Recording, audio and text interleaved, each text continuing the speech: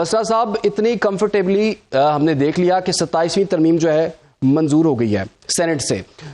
بڑی بڑی باتیں ہو رہی تھی اپوزیشن کی جانب سے، جی ہم اس ترمیم کا راستہ روکیں گے، ہم ہاؤس کو نہیں چلنے دیں گے. جب مرحلہ آیا تو آپ نے تو میدان ہی چھوڑ دیا. یہ کیا کیا آپ نے؟ عمران ثناءاللہ 27ویں ترمیم ہے. آج کے بعد پاکستان میں عدالتیں، آئین، قانون انا للہ و انا الیہ راجعون. سب سے پہلی بات تو میں نے آپ کو یہ کہنی ہے کہ اب پاکستان میں آپ اندازہ کریں کہ وہ فارم 47 کی جعلی حکومت، جعلی اسمبلی، جن کے پاس عوام کا مینڈیٹ نہیں ہے، جن کا وزیر اعظم جعل سازی کے ساتھ اپنی سیٹ ہارنے کے بعد 17 سیٹوں پہ اس کو وزیر اعظم لگا دیا گیا شہباز شریف کو، جس کے MNAs جعلی، وزیر جعلی.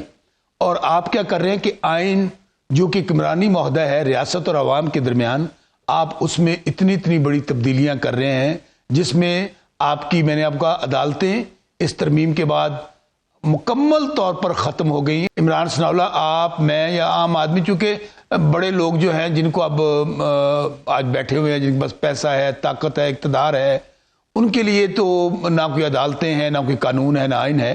لیکن ہم جیسے لوگوں کے لیے آپ کو اب عدالتوں سے کسی قسم کا کوئی ریلیف نہیں ملے گا، بلکہ یہ کہا جائے گا کہ ہمارے پاس تو اختیار ہی نہیں ہے اور آپ جائیں جا کے اس فارم 47 کی حکومت سے رابطہ کریں.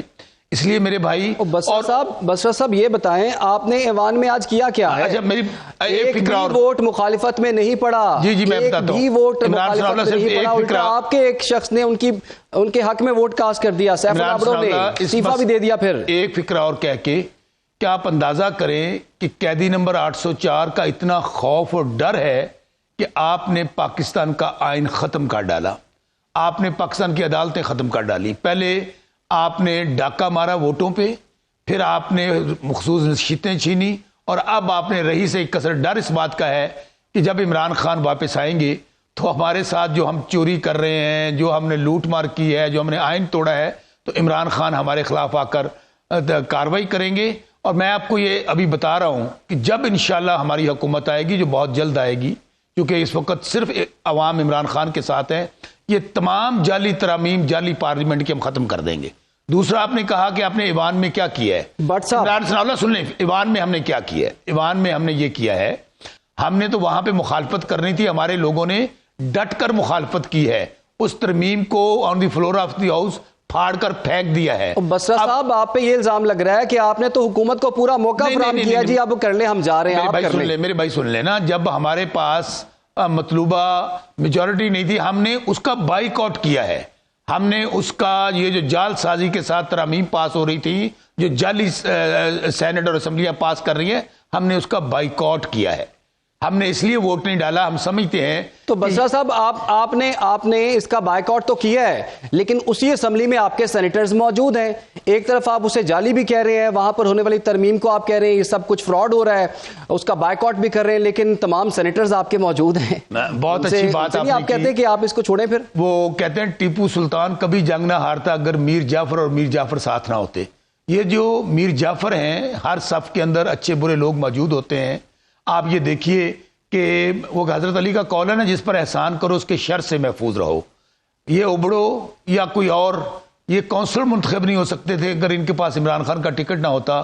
تو آج جب ایک آزمائش کا وقت آیا تو وہ لوٹا بن کر دوسری طرف اس نے ووٹ ڈالا، اور بہت اچھا ہوا.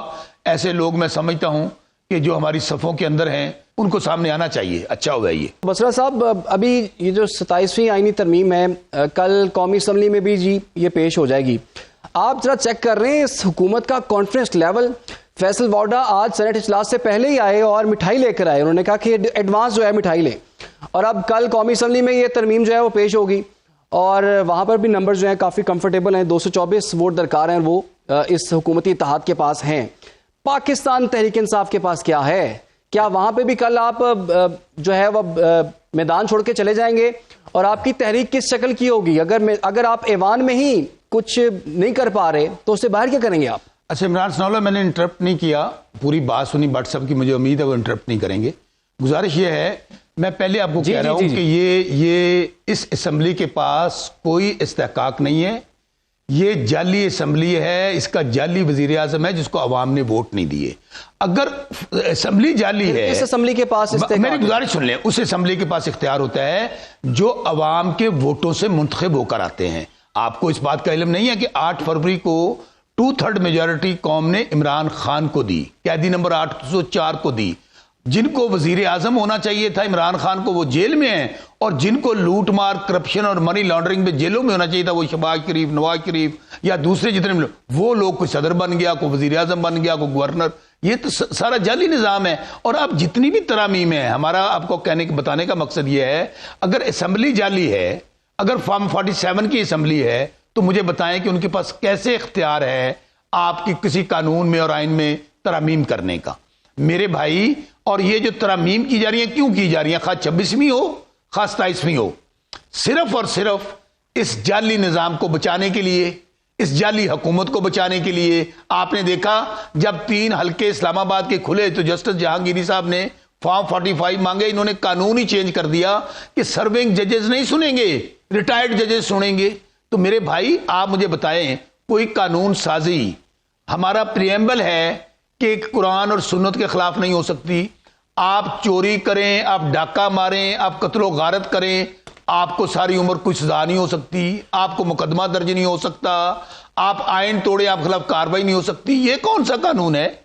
حضرت حضور صلی اللہ علیہ وسلم کی بیٹی حضرت فاطمہ جو کہ جنت کی سردار ہیں، ان کے متعلق حضور نے کہا کہ اگر وہ چوری کریں گی تو ان کو سزا ملے گی، ہاتھ کاٹے جائیں گے۔ اسی طرح حضرت عمر فاروق کو یہ چادر اضافی کہاں سے آ گئی ہے؟ اور یہ لوگ اربوں خربوں کے ڈاکے مار رہے ہیں، لوٹ مار کر رہے ہیں، الیکشن چوری کیا ہے، تو یہ کہتے ہیں کہ ہم قانون سازی اس کے خلاف کریں گے۔ اور دوسری بات میرے بھائی، یہ 26ویں اور خاص طور پر 27ویں ترمیم کے بعد، صاحب یہ بتائیں، ایک بات، حکومت نے جو کرنا تھا وہ تو کر لیا، ایک بات سن لینا، کل بھی جب پیش ہوگا وہ کر لیں گے ساری کارروائی۔ یہ بتائیں پاکستان تحریک انصاف کیا کرے گی؟ میں آپ کو پہلے کہہ چکا ہوں، دیکھیں میں پھر آپ کو کہوں، یہاں 10 سال ماشاء اللہ بھی رہا ہے۔ یہاں آپ ایوب خان سے شروع، یحییٰ خان سے شروع ہو جائیں، یحییٰ خان، ایوب خان، ضیاء الحق، پرویز مشرف، بٹ صاحب مجھے بات کرنے دیں۔ بٹ صاحب دیکھیں، میں نے آپ کو انٹرپٹ نہیں کیا، آپ بات کیجئے گا، آپ بات کیجئے گا، میں ایسے نہ کریں نا، آپ انٹرپٹ نہ کریں۔ اچھا عمران ثناء اللہ، ہم کیا کریں گے؟ میں پھر آپ کو کہہ رہا ہوں کہ ہم لوگ ان کی طرح قتل و غارت تو نہیں کریں گے۔ 26 نومبر کو انہوں نے قتل و غارت کی تھی، یا جو لبیک والوں کی قتل و غارت کی ہے۔ بھائی ہم لوگ تو احتجاج کر سکتے ہیں، انشاءاللہ ہم پارلیمنٹ کے اندر بھی کریں گے، پارلیمنٹ سے باہر بھی کریں گے۔ اور صرف یہ ہمارا فرض نہیں ہے عمران ثناء اللہ، اس وقت ہر قسم کی، خواہ آپ کا ووٹ ہے، عدالتیں، قانون، ایک میری بات سن لیں، قومی اسمبلی سے بھی آپ بائیکاٹ کر رہے ہیں نا، میری بات سن لیں، قومی اسمبلی سے بھی بائیکاٹ کر رہے ہیں، احتجاج کریں گے۔ میں جواب دیتا ہوں، 27ویں ترمیم کے بعد نہ کسی کی، یہ صرف تحریک انصاف کا کام نہیں ہے، یہ پورے پاکستانیوں کا کام ہے، اور انشاءاللہ ہم سب کو موبلائز کریں گے، سڑکوں پر لے کر آئیں گے، اور کسی طور پر اس ظلم کے نظام کے سامنے نہیں جھکیں گے۔ ہاں، نیشنل اسمبلی میں سن لیں، نیشنل اسمبلی میں بھی ہم اس 27ویں ترمیم کو نامنظور کریں گے، ان کے منہ پر ماریں گے ان کی 27ویں ترمیم، اور وہاں پر کھڑے ہو کر ان کو بتائیں گے کہ آپ لوگ جعل سازی کے ساتھ جعلی اسمبلی سے صرف عمران خان قیدی نمبر 804 کے ڈر سے آپ سے ترامیم کر رہے ہیں، ہم کو ہر جگہ پر ٹف ٹائم دیں گے۔